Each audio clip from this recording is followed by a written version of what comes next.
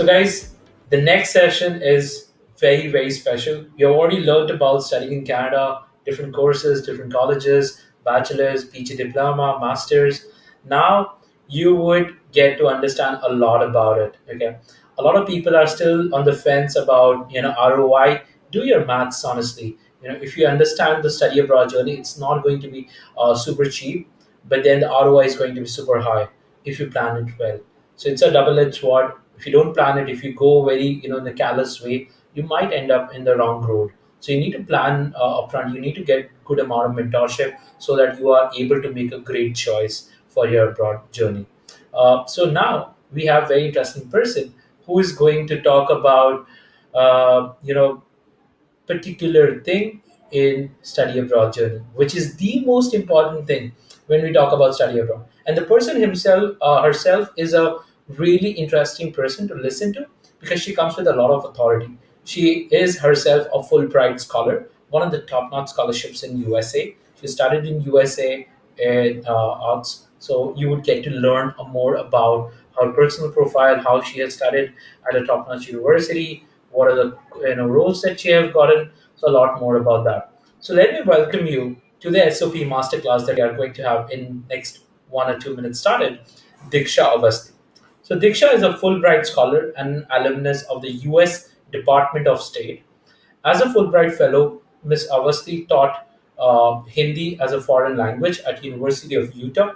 She's a postgraduate in English literature, so I'm sure many of you was asking about English literature scope should listen to her from University of Delhi, and she was felicitated with a gold medal for her academic achievements in English in undergraduate school. She is a passionate educator and an advocate for literacy for all.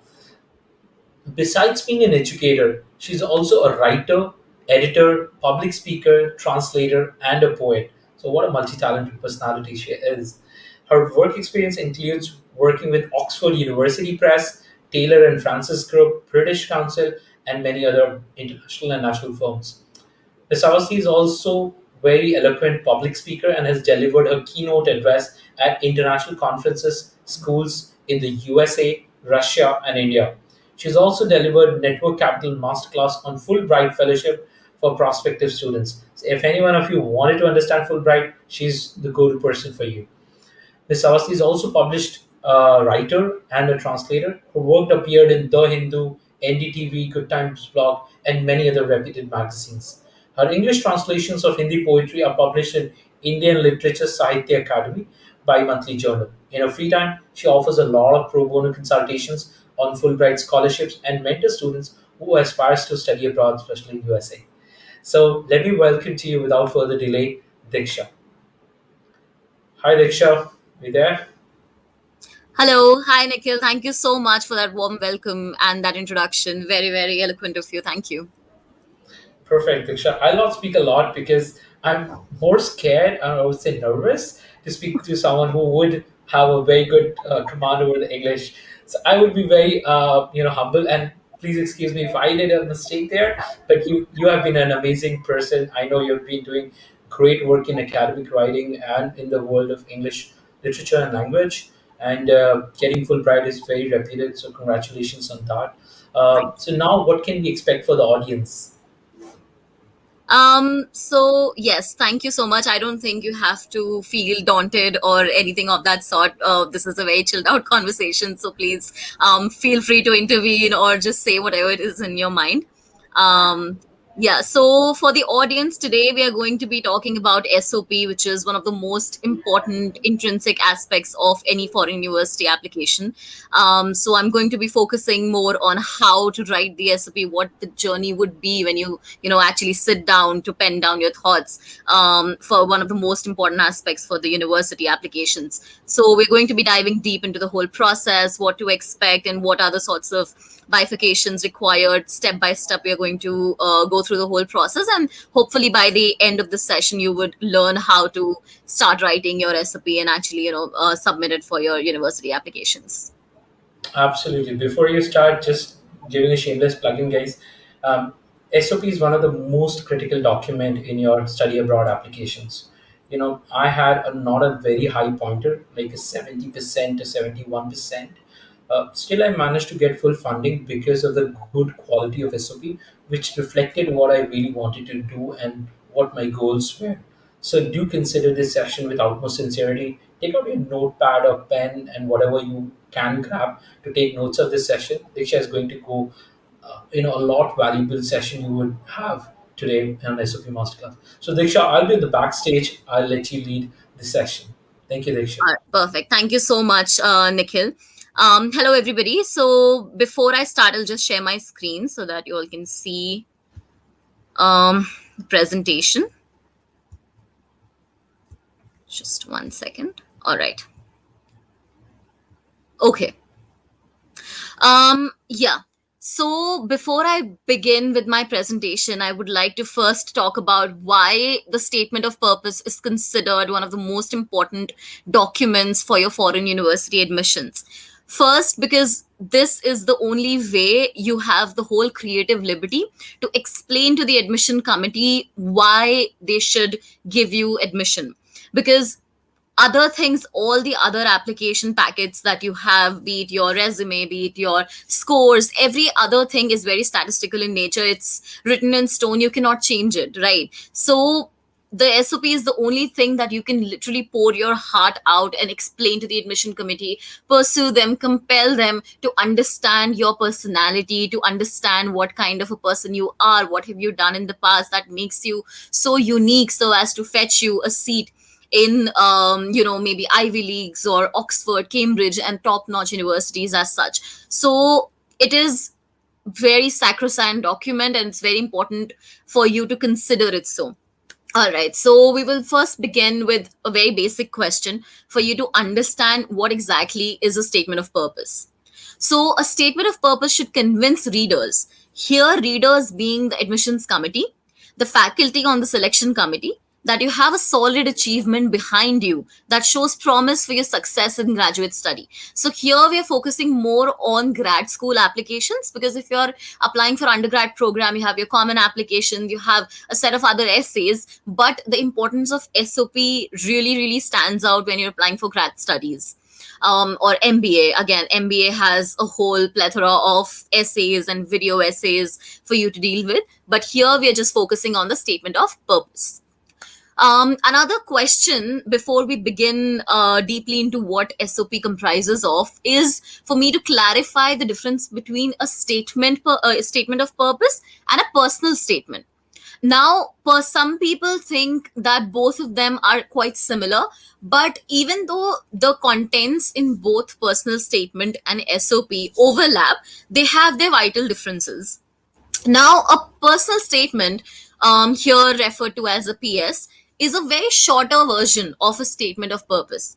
It's usually most of the times 500-word essay, one page or document, where you're going to be talking about your personal history and why are you passionate about the chosen field, and why have you chosen to apply for the particular program and the university in which you are applying.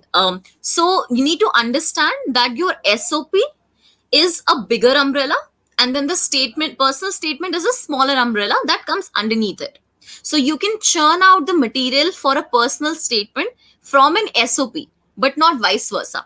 So that is one of the vital differences between a personal statement and an SOP. Now, sometimes what happens is that students get really daunted when the universities ask for both the documents. In some cases, the universities might just ask you for a personal statement or for an SOP. But in a couple of other universities, they would ask you for both the documents. Now, you don't have to worry, because these universities, they already give you the pointers as to what they expect from you to write in these particular documents. So you're going to be having a set of instructions that the universities will provide you for you to understand what you should incorporate in an SOP and what you should incorporate in a personal statement. So don't feel threatened that you have to submit both of these documents. All right. Another point, as I've already mentioned, that an SOP should have a sharper focus than a personal statement. It should show that you have a strong sense of purpose. The key word here is purpose. All you're trying to do in this one and a half page document is determine your purpose, or explaining that purpose to the admission committee. and convincing them to give you a seat in the university. So that is your primary goal. And with that, let's begin. How to write a wholesome SOP. Now, I've not used the word perfect SOP or exemplary SOP or a flawless SOP because these terms might be very, very daunting to people. They might feel that, oh my God, I need perfection. I need to write in a way that is, better than everybody else in the world. No, a statement of purpose is a very, very subjective document. It highlights your overall personality. It's like you are writing your autobiography but also incorporating a lot of other aspects of your life into a piece of paper. So it has to be wholesome. It has to define who you are as an individual. What have you done in your life that that has motivated you to pursue higher studies, and what would be your long term and short term goals and things like that, which we will discuss in detail in the later half of this presentation. So you need to understand that don't go for perfection, go for wholesomeness. That defines the total you, the sum total of your overall personality. That's a very, very important aspect. Now, just what we're going to be discussing today are these few pointers. So how I'll tell you how to introduce yourself, your interests and your motivations, then summarize your undergraduate and previous graduate career, then discuss the relevance of your recent and your current activities, elaborating on your academic interests. Then we would be talking about university specific information, and then the conclusion. So these are the pointers that we're going to go through today and dissect the whole SOP. Introduction. Okay, so before I begin talking about the introduction, just a disclaimer. The white part that you see in my presentation right now is a part of my SOP from Fulbright that I've written. So please do not take screenshots or do not use this information for the sake of plagiarism. This is just an example to show how to begin your SOP. One of the ways in which you can begin your SOP, you can take your time to read through the picture, but don't take it as an example or use it in your SOPs because that will be considered as plagiarism. All right, with that, I'll begin how to write an introduction. Now, one of the few things to keep in mind in introduction is, firstly, do not generalize. Don't begin with some sweeping statement that you cannot justify through the course of your SOP. What some people do is that they would give a generalized statement that something dawned upon me and hence I realized that I want to be a scientist. That will not work out. What dawned upon you? What was that moment in life that you actually realized that you want to become a scientist or an astrophysicist or say a art historian? So you need to justify, you need to bring an anecdote that justifies your whole SOP, right? It has to be in tandem with whatever it is that you're going to be explaining throughout the course of your statement of purpose. You cannot talk about two different aspects of your life and then build an SOP on that. For instance, here in my introduction for my fellowship, so I based my introduction on teaching because that is what I was applying for, right? I was applying for an assistantship. So I started with an anecdote about my student and talked about how she was so apprehensive in the beginning, and she lacked that sense of confidence, that sense of that she could achieve anything in the world, and then how we worked together. I worked with her, and how my whole experience with Teach India and Yuva Foundation inspired me to apply for this assistantship. So see what I did here. What It's the same thing that you have to do in your SOPs, be it for any university. You have to start with a very compelling note, a very compelling anecdote. It is preferable that you start with an anecdote, but it's not a rule. A lot of people do that because that gives a narrative to your SOP. Narrativizing your SOP is very important, very critical, because it needs to have a storyline. You cannot be very mechanical in nature. You cannot go on blabbering robotically, nonchalantly, because then it will not make any sense. So a good writer will narrativize their whole SOP. And that is one of the skills that is very, very much required in a graduate school, that you should know how to write, because you're going to be writing your research papers, you're going to be doing a lot of writing related activities in your school. So this is something that you need to polish and you need to really practice, because it comes with practice. All right. So this is how you should build your introduction. Give a very strong anecdote, and then derive from that anecdote the motivation for pursuing a particular degree or a program that you are applying for. For instance, here in my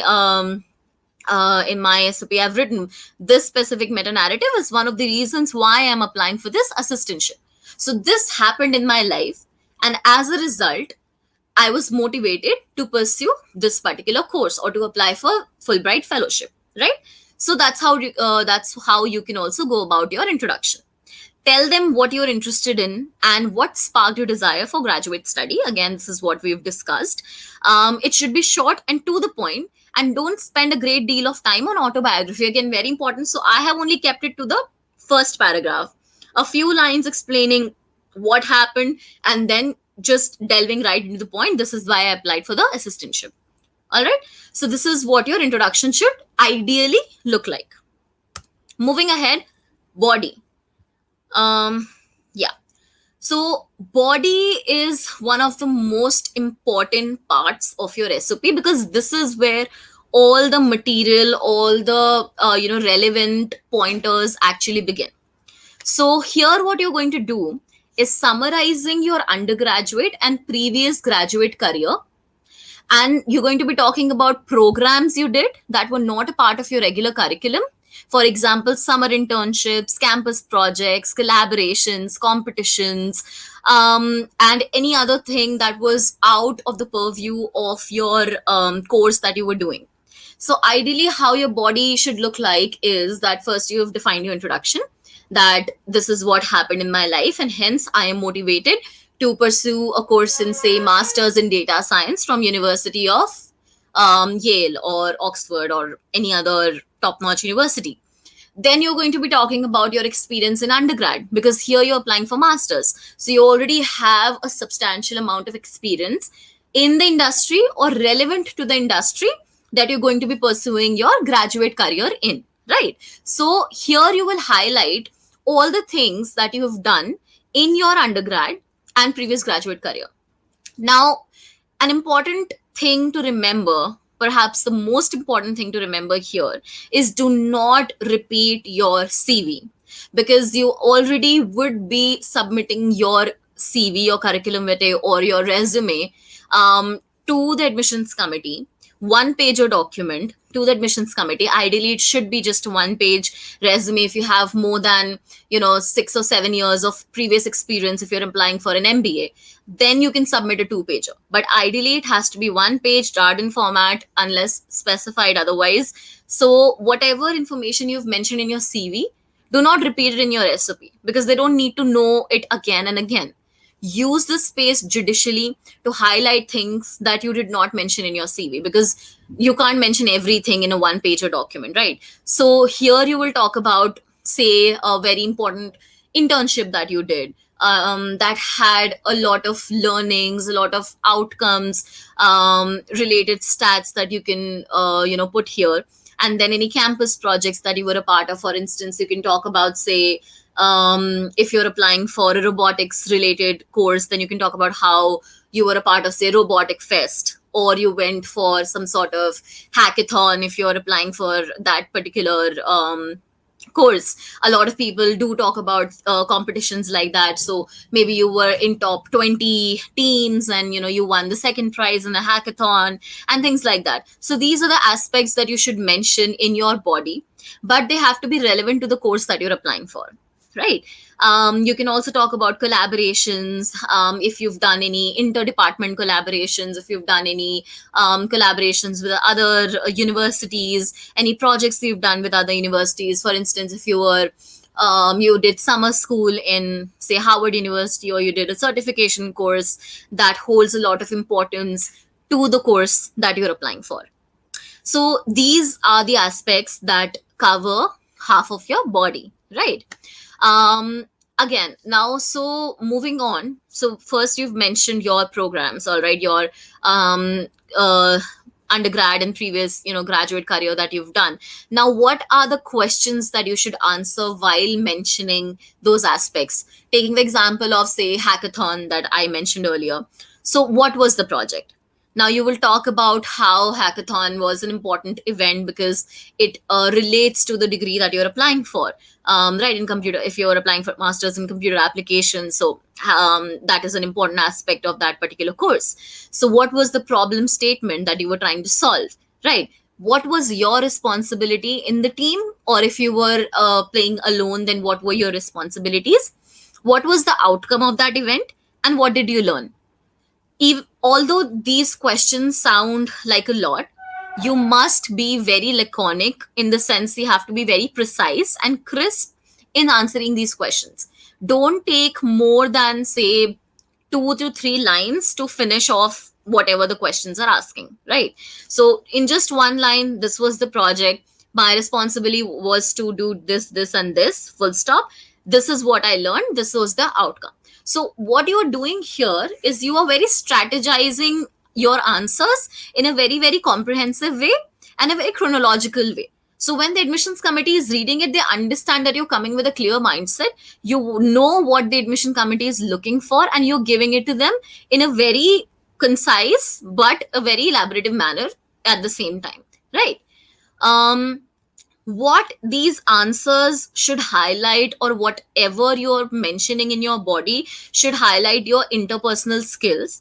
Because remember, towards the beginning I said that it has to be a wholesome SOP, right? So it won't be wholesome until and unless you talk about your leadership abilities, your teamwork abilities, how you take on responsibility, how motivated and determined, diligent you are as an individual or as a student, and how empathetic you are.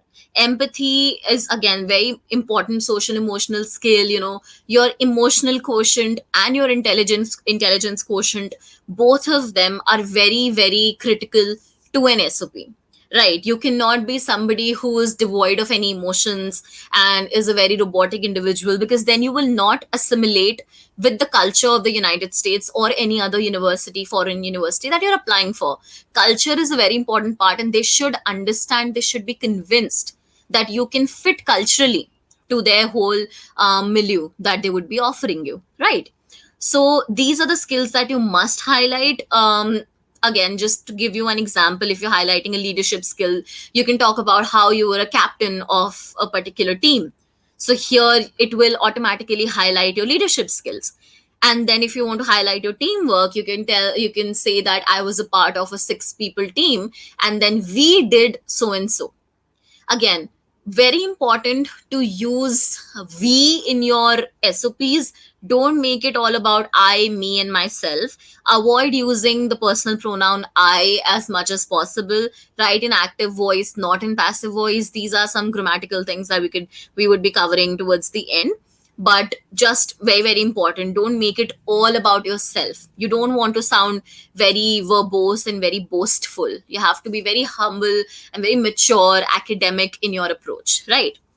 um all right. So again, if you are applying for a PhD program or a research related degree, you're going to be talking about the papers that you've presented. You're going to be talking about the thesis, if you've written any thesis, any dissertations that you've written, any assistantship or RA that you were a part of. Make sure to highlight those aspects, because they highlight your research abilities, which is very important if you're applying for a research related degree, right? Or any other scholarly activity that you did beyond your curricular requirements. Okay, moving on. Again, this is also part of your body. If you've graduated and worked prior to returning to grad school, indicate what you've been doing. Now, this is related to MBA students who are applying for MBA programs, since MBA degrees require a certain amount of work experience. So you have to highlight what you did in after your after finishing your undergrad, or after finishing, if you already have a master's degree. So you have to talk about your work experience, and you have to highlight your key your important responsibilities and key responsibility areas when you're writing your body, right? After writing your body again, so first paragraph was your introduction. Second paragraph, the first half of your second paragraph is your first half of the body that we've discussed. Now the second half of your body will be the motivation to apply paragraph, which is also known as the university specific paragraph. Now, this is a very, very important paragraph of your SOP, because this is where you need to convince the admissions committee that you have done your research, that you know what you're getting into, and you have a very clear set of agenda as to what you will be getting out of the degree that you are applying for, and how will the university benefit to have you as a student. So it has to be both ways, right? You can't be taking everything and not giving it back in return. The university also wants to know what you will be providing to them, right? So here you're going to be talking about, indicate what you would like to study. Now, for instance, if you finished your body saying that, this is the work ex that I have, these are the projects that I've done, and hence, I think, I believe that they assimilate well with my motivation to apply for a master's program in computer applications or any other program. Then you will move on. The curriculum provided at the university, at the Harvard University, is exemplary. And then you're going to highlight what are the modules that you would be willing to study. So I am particularly interested in, say, introduction to data science, or machine learning, or big data, Power BI, whatever. So these are the curriculums or modules that you are interested in. You need to put them in detail. If there is a number, module 313, put it in your recipe, because this will help the admissions committee realize that you've done your research. You went through the university website, you saw whatever, you saw the modules that they're providing, and you already know what modules suit you best with respect to your previous work experience, and with respect to what it is that you want to achieve in near future, right? So be very clear in what you want to study, mention it in detail. These are the courses that I would like to that I would like to study through the course of my semesters. What would be the scope of your research and faculty? Now, if you're doing a research based degree, you have to highlight what is the problem statement that you're trying to solve in the degree that you're applying for. One of my professors, when I was applying for the fellowship, said a very important thing to me is that do not try to find answers, write questions, be inquisitive, because to find answers you have the 3 years or 2 years, whatever program you're doing. But right now the admission committee needs to know that you have important questions that the university will help you find the answers to. This is how you write your thesis, right? You have a problem statement in mind, and you do all your work all these years to find out an answer to it. So don't think about having a right answer. Think about having a right problem statement, a right question to address. So this is what you're going to mention in your research interest. All right. Then, most importantly, if you are doing a research based degree, you have to talk about the professors. Regardless of a research degree, you need to mention at least one faculty member with whom you realize that you have a certain academic connect to, right? You can mention any paper that you've read of that particular professor, any book that you were inspired from, or a specific research that that person is conducting that you would like to be a part of, potentially, as you would like that professor to be your advisor or something around those lines. It is recommended that you reach out to professors beforehand, let them know that you're applying, so they also have an idea. Sometimes they are there in the admissions committee themselves, right? So mention that professor's name, talk about their area of research, talk about how that aligns with your particular research, and how you would like to take the two and use it in your graduate study, right? So that's very important. After you've mentioned your motivation to apply to that university, you've talked about the modules, you've talked about the curriculums, you've talked about your research, you've talked about the professors. Now comes the extracurriculars. Already you've mentioned everything academic, but what can you offer that is beyond the academic purview? This is where you will highlight your personality. You will talk about the clubs that you could be a part of. Say if you are a dancer, you will be a part of a dancing society. If you're a singer, you'll be part of the singing society. If you are a horticulturalist, you're going to be part of that particular society. Whatever your interest is, there is a society for that in every university, in any foreign university. So don't worry about the fact that maybe your interest is very niche and you won't be able to find a society for that. Do your research, look up the name of that particular society for which you are for which you are interested, and talk about it. Talk about how you will contribute to that society and how the university will contribute to having you as a student, right? So mention one or two lines about that, and then after that talk about the networking and the alumni groups, right, which is again very important. Why do you want to be a part of such a big cohort? Because the alumni group will help you with networking, will help you achieve your short term and long term goals. You're going to be meeting eminent personalities, eminent graduates from that school that will help you shape your future, your career, and things like that. So mention that as well, because again, it's a very important part of your application process. Right. So this will be the last paragraph of your motivation to apply paragraph. Then you will highlight. So this comes now. This is your fourth paragraph, right? First three paragraphs we've discussed. This is your fourth paragraph where you're going to be highlighting your short term and long term goals post completion of the program. So after completing my say MBA, I would like to work in more say JP Morgan and Associates as an whatever analyst or a business analyst. This is your short term goal, right? And in the long term goal, you want to establish your own venture. You want to start your own startup. You want to set up your own company or work in your parents business, or want to do so many things out there that you can do with your degree. So this is what you have to justify, that you're very clear in your agenda that this is your short term goal and this is your long term goal, right? Why is it important? Because again, if you're applying for a particular degree, you're going to be devoting 3 years of your life or 2 years of your life. You need to know what you are going to be doing later on, and the university also needs to know. Another important thing here is, do not mention that you want to stay in that particular country where you're going to study, right? So it does not come across as a good idea to say that I want to stay in the US after I complete my degree. I want to work here. Even though you stay in the US, they don't care about whether you're staying in the US or not later on.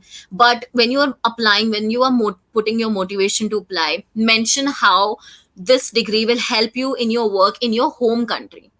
These universities, they have a very high degree of understanding when you're working for your own country, right? So you're going to be studying in the US, and then how you will utilize your study, you will utilize the skills you have honed, burgeoned all through these years in your home country. So mention how that work, how that degree will affect you, bring a positive change in India or whichever country you're originally from. Don't make a mistake of saying that, oh, after completing my masters from Harvard, I want to keep working in the US. You work in the US, you don't work in the US, that's something you can figure out after completing your masters when you are actually in the United States. But here, just talk about how you will come back to your country and you will continue the good work that you were doing before, and create an impact in the society. Impact creation, community relationships, community building, fostering communities, these keywords and these skills are very important that the admission committee is looking for in your application, in your SOPs, right? So make sure you give that information to them. Moving ahead, concluding paragraph. And now, always end your statement in a positive way. There is no way that you are going to be ending your statement in a negative or an ambiguous way. Don't end it in an open ended sentence, right? Close it, give it a very crisp conclusion. Summarize all the information and indicate your readiness to join the university, right? So whatever you've mentioned from the introduction to the body to your motivation to apply, give it a nice circular summary, and then towards the end, indicate your final motivation, your final call to action that you want to, apply to this university because of all the aforementioned details that you've provided to the admissions committee, right? Do not go beyond 1000 words for your SOP unless specified. An ideal length of an SOP, if it is not given by the university, should be a page and a half, max to max, right? Single spaced. Sometimes the university wants double space. So again, that is the requirement that the university will specifically let you know.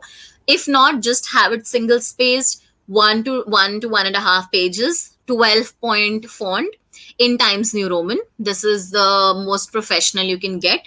And yeah, so, and always justify your alignment because it looks pretty and it looks really good and professional to go, right? So this is the typesetting that you're going to be doing for your SOP when you apply.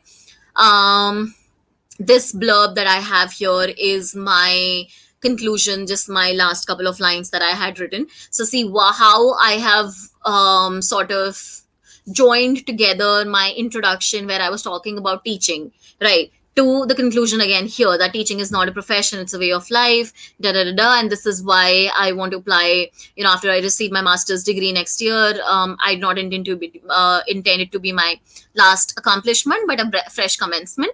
And then how Fulbright program will grant me a path to put all the years of experience out in the open and make use of each of them feels like a habit, da da da.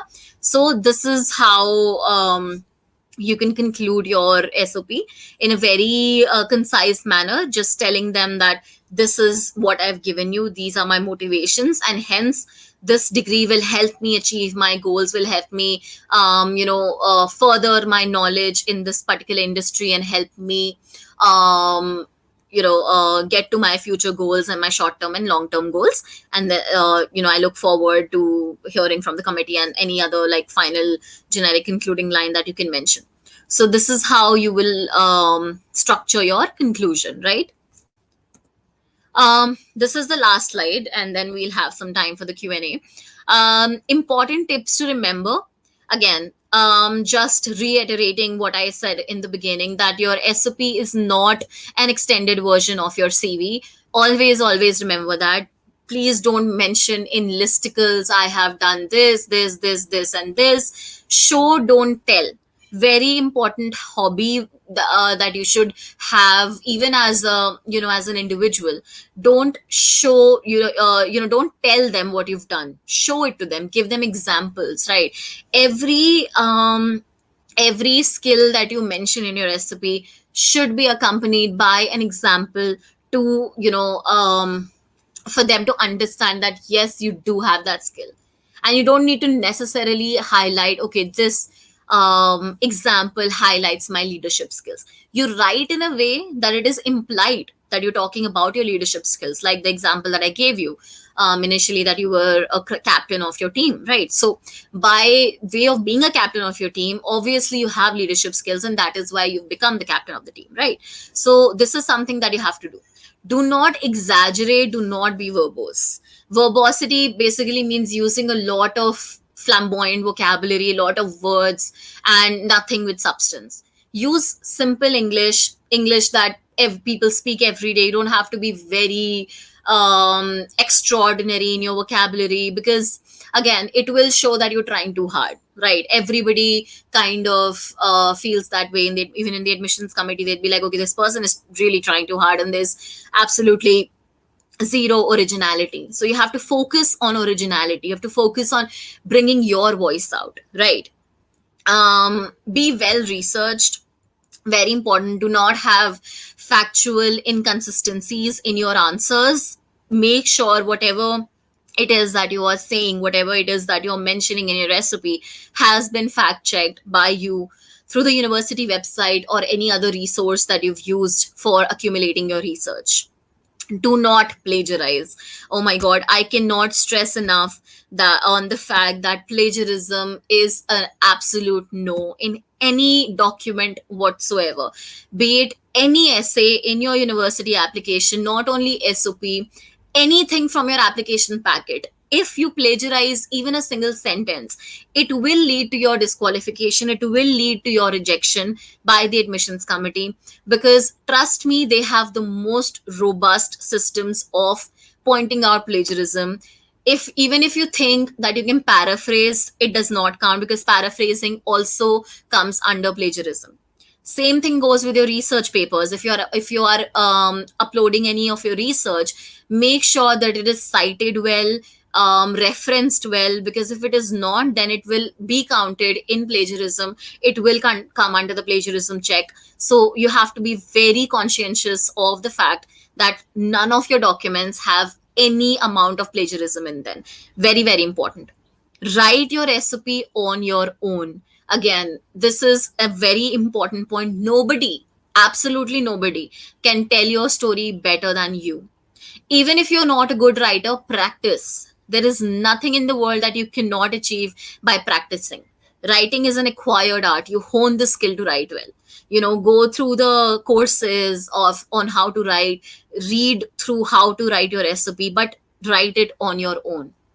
I wrote around, I think, 10 drafts before submitting my final version of the draft. And I got scathing criticism, scathing feedback from my peers, from my mentors on my first few drafts, that how to, polish it further. So feedback is again very important. Send it to your professor, send it to your friends, send it to as many people as you can. Get their insights, right? Now it is up to you whether you want to use them or not, but getting that opinion is very important, because you are not the best judge of your work. According to you, you must have written it exceptionally well. But if somebody else is from the outside is reading it, and you can give it to somebody who doesn't know you, so that way you can actually assess how somebody from the admissions committee will read your application. Somebody who has absolutely no idea who you are, they don't know your face, they don't know where you come from. So getting that type of assessment is very helpful, right? So giving it to somebody who doesn't know you much and asking them, like, what did you make of me as an individual when you read my SOP? What do you think I am? Who do you think I am? Is it a positive image? Is it a negative image? How can I make it better? Am I sounding pompous? Am I sounding, am I exaggerating, or am I sounding as I'm supposed to? So these questions you have to ask your reviewers, you have to ask the people who provide you feedback, right? Now another thing, when you should start writing your recipe. Now, you cannot sit a night before submitting your application and drafting your recipe, right? That is a no. Then that means that you're not diligent enough. That means you don't really care about getting into the university, because the process of writing takes months. You have to start ideally 2 to 3 months before your when you're thinking of submitting your application. Thinking, I'm not even saying the deadline. So for instance, if you're applying for the January cycle, you should start researching on your SOP by end of September, October, when the application process starts, right? So as soon as you can log into your application portal, what are the things you have to submit, and that is when you should start writing every day. Because see, what will happen, in you will change as an individual. Every month you will come up with a different idea, every anything different or unique to add in your recipe. So it's important to have that time to pace out your SOP. Because trust me when I say, it is one of the most important documents in your application, along with your essays. Anything that you write has a very, very critical value to your candidature, and also to the fact that you're going to be accepted or rejected by the university.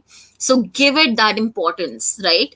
um, do your research. There are so many avenues out there to research how you could better your SOP.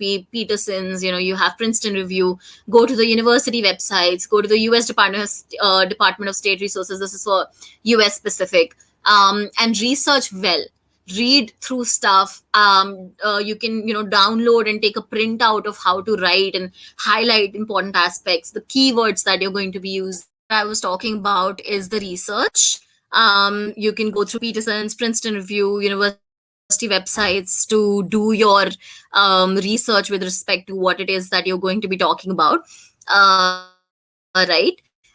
And And yeah, so these are the critical points that you must remember when you are writing your SOP.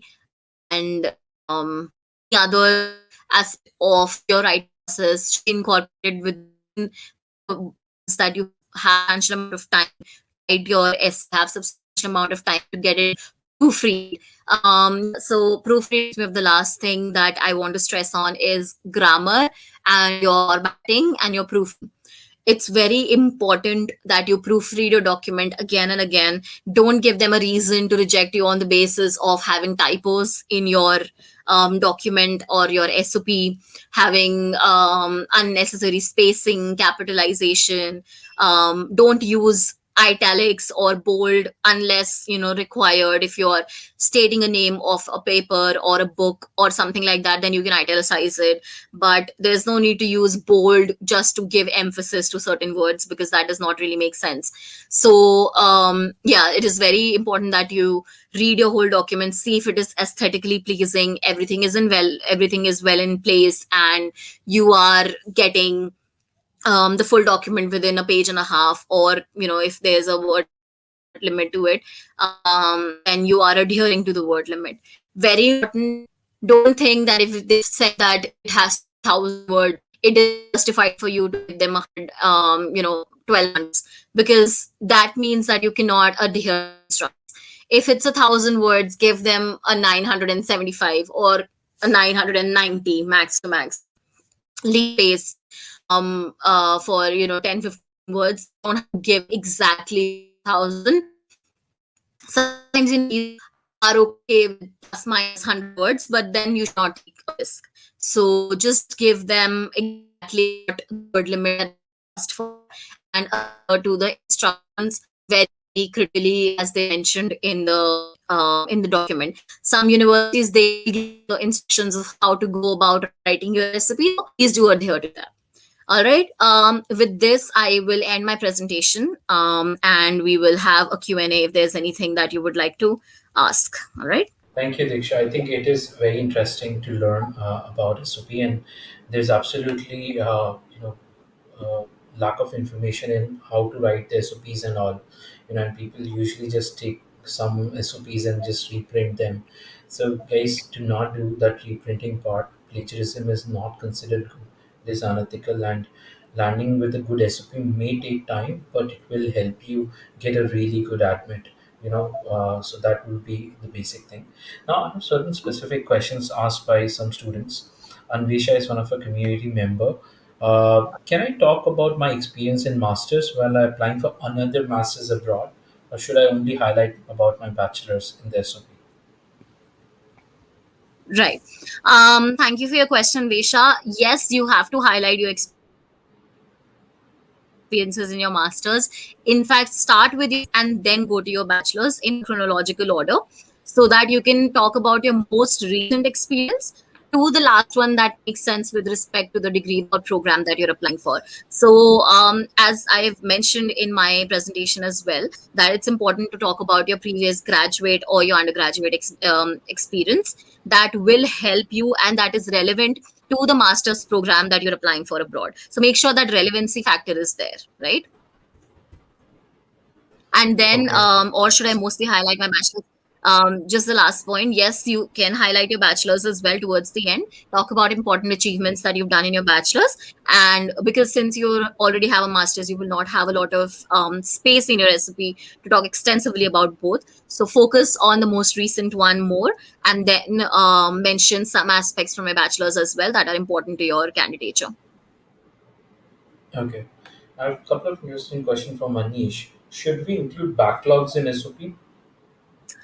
No, I will not recommend doing that, because see if it has had an impact on you, again, this is on how you build your story. If your story is based on backlogs, like how you had a couple of backlogs in your semesters, and then how it sort of shaped you as an individual that you are, or motivated you in any way to pursue the degree, then you can talk about it, then you can take it as a base of your story.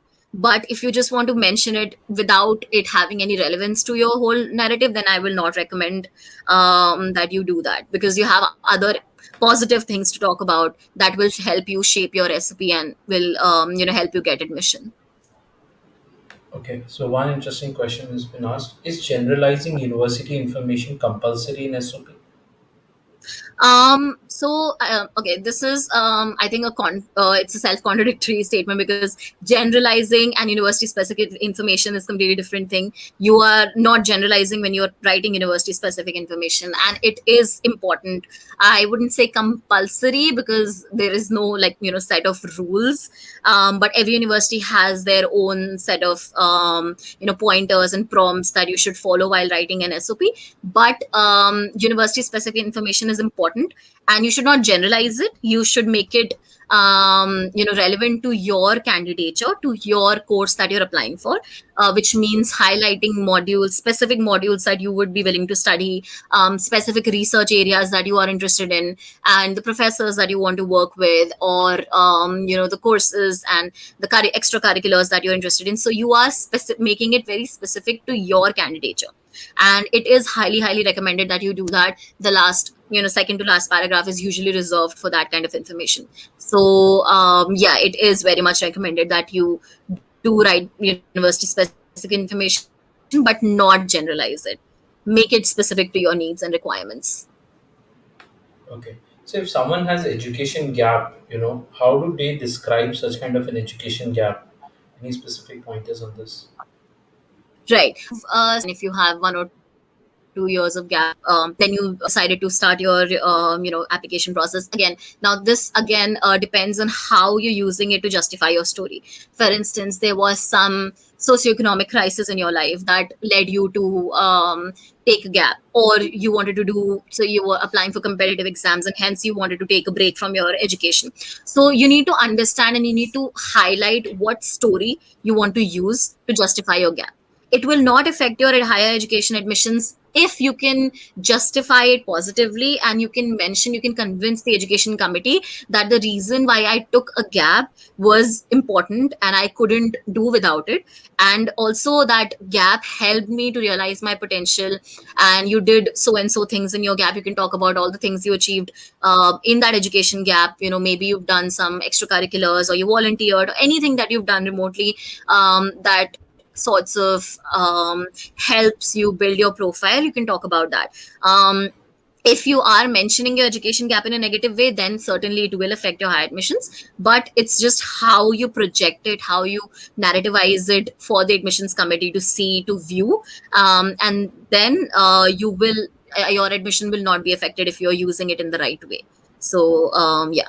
Okay, so this is a very interesting question asked by Minakshi. Suppose I mention a faculty that I want to work with in my SOP, but I don't end up being able to work with them. Won't that statement of purpose be pointless? Or how do I approach when I'm okay? I want to work with the X faculty, but if not, then Y could be a backup, right? Right. So there are two things that you have to do here. First thing is that you reach out to the faculty before mentioning their name in your SOP, right? So you let them know that you're applying for so and so program. You're interested to work with them. They show interest. You have mutual interest that they also want to have you as their student, or most of the times the faculty will let you know, okay, yeah, I have space for a particular student, and this is what I do, and you have created a rapport with that particular mentor or particular faculty. Then you can go ahead and mention their name, right? Another thing, if you've not been able to get in touch with the faculty, what you can do is talk about 3 4 professors. Just give them names of, these are the few professors that work in my industry, and I would like to work with any of them. Now what you're doing here is that not all the professors in your department will be working on that specific area of research that you're applying for, right?